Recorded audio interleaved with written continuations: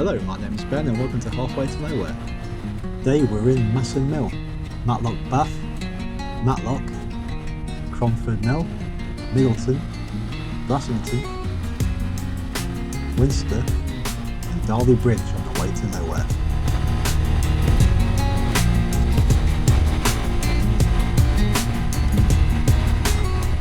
Starting today on the A6, passing by Masson Mills, a water-powered cotton spinning mill which sits on the bank of the River Derwent near Matlock Bath.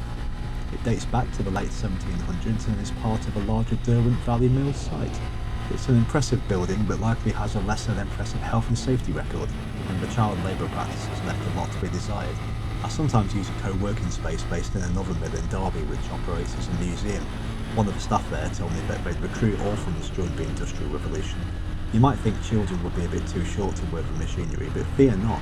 Ingenious factory owners gave the children clogs to make them tall enough to access the internal gubbins of the machinery, allowing them to free themselves of any limbs that veer too close to the cogs within.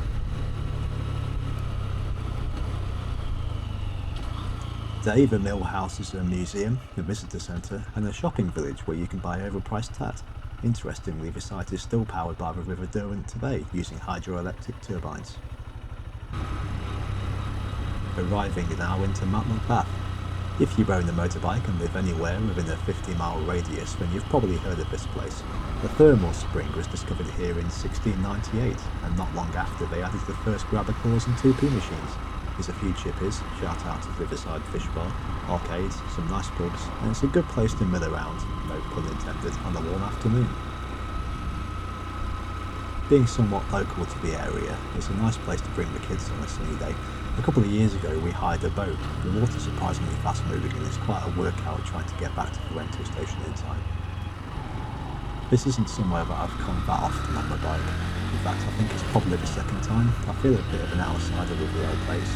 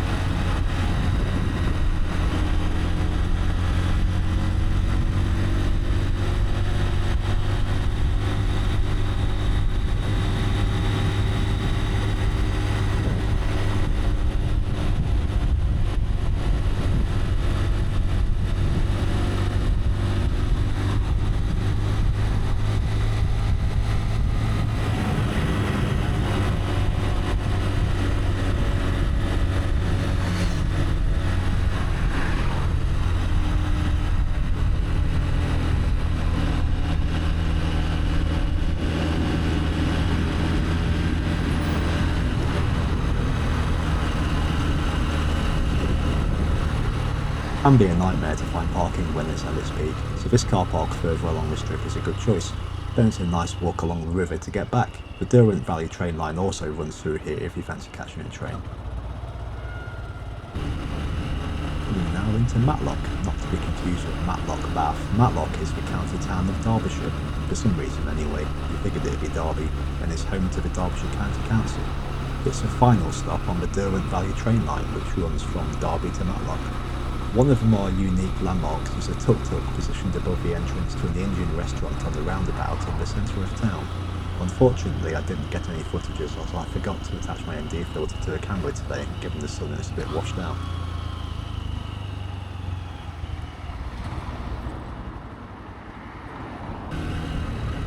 Approaching Cromford Mill on the right here, another Richard Arkwright designed mill forming part of the Derwent Valley Mill site. This one now contains a business centre and another shopping village, so you can buy more overpriced tap. Cromford Mill predates Masson Mill and has the accolade of being the first water-powered cotton spinning mill in the world. By this time I'm getting a bit thirsty, so time for a pint of Diet Coke and some mini cheddars. It's a lovely pub this. I had a chat with a middle-aged couple here who had a very friendly dog. The guy I was chatting to was explaining that they're over from France for a bit of help at a friend's house, and that he can leave his VFR 800 at the airport in France with just a steering lock on for weeks at a time, and can be sure that it'll be there when he comes back. Must be nice.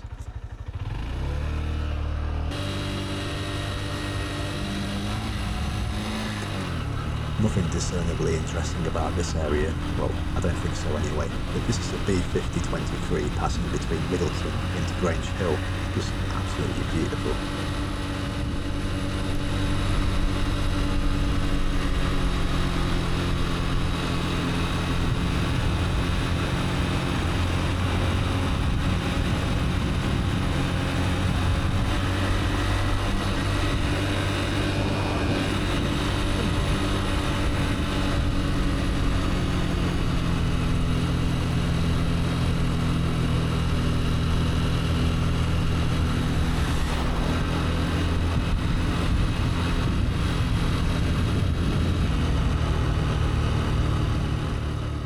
Entering into Brassington, most houses here are 200 to 300 years old and built of limestone.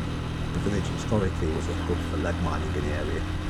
Well, I made it this far without mentioning mining, but we are in the Midlands, so it's going to happen at some point.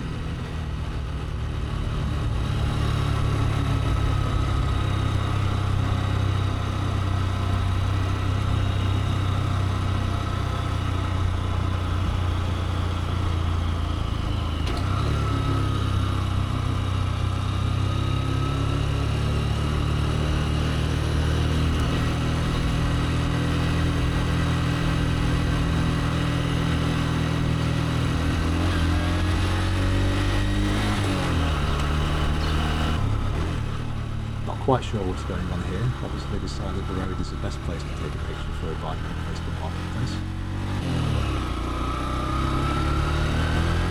Passing under the bridge onto a road called Via Gellia, VA5012 if you prefer. The road is believed to be named after Philip Gell, who constructed the road, then quite a comedian apparently, named it in a mock Latin style, reminiscent of Roman roads like the Via Appia. I probably pronounced both of those wrong, but hey, look at the scenery.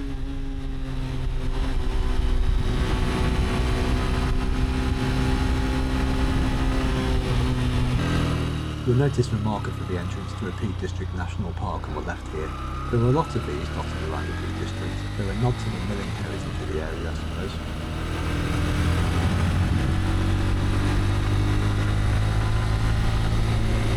Well, this guy near Bath is certainly going some.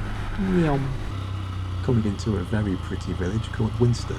There's apparently a parade here each year in late June, in which the high street is closed to make room for parades, morris dancing, village stalls, fetes and that kind of thing. Again, the village is historically linked to lead mining, no surprise there.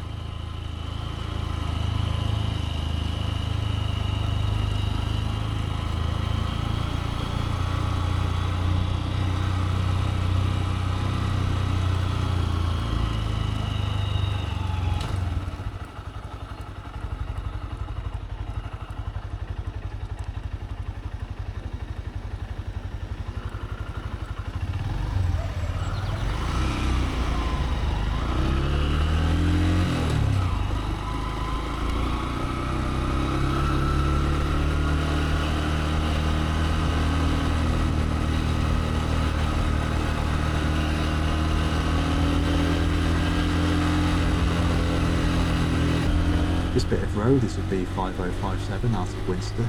Lovely bit of scenery over to the left.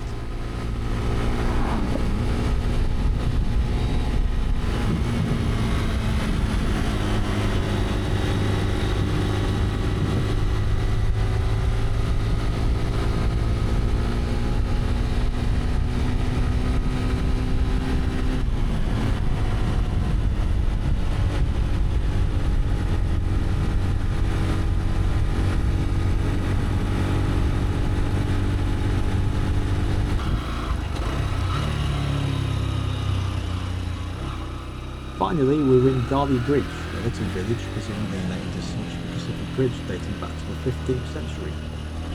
Thanks for joining me halfway on the road to nowhere. Until next time, safe travels.